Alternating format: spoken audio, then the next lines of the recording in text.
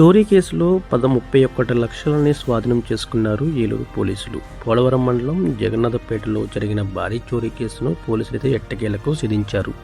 నిందితుడి నుంచి చోరీ మొత్తం 31.83 లక్షలు స్వాధీనం చేసుకున్నారు.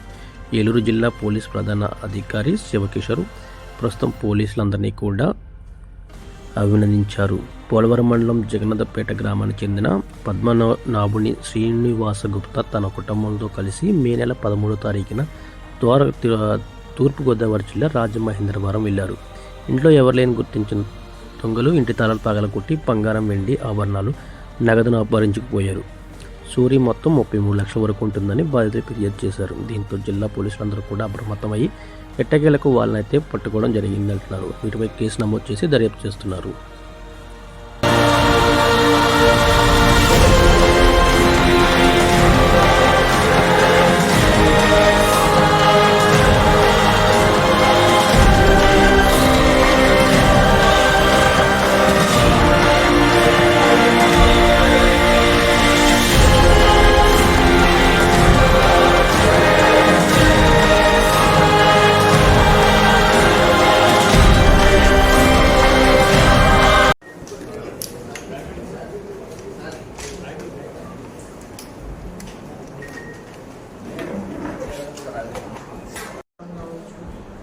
చిన్న ఫింగర్ ప్రింట్స్ ఆధారం చేసుకొని కావచ్చు, తర్వాత షూ ప్రింట్స్ లాంటివి ఆధారం కావచ్చు, అన్నీ చూసుకుంటూ వెళ్ళి టోటల్ ప్రాపర్టీ కూడా ఇంటాక్ట్గా అంతా పోయిన మొత్తం ప్రాపర్టీ రికవర్ చేయడం జరిగింది.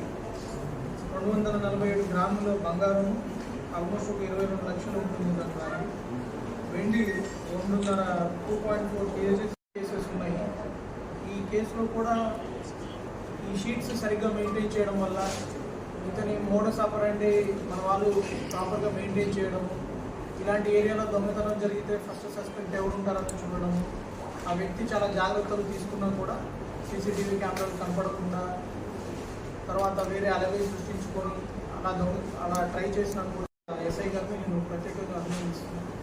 కాకపోతే మనం ఇంకొకసారి మళ్ళీ చెప్తున్నాను, మనం గుర్తుపెట్టుకోవాల్సిన విషయం ఏంటంటే మన ఇంట్లో ఒక 32 లక్షలు 33 లక్షలు బంగారం పెట్టుకొని లేకపోతే క్యాష్ పెట్టుకొని ఇంట్లో సీసీటీవీ పెట్టుకోలేకపోవడం అనేది చాలా బాధాకరం.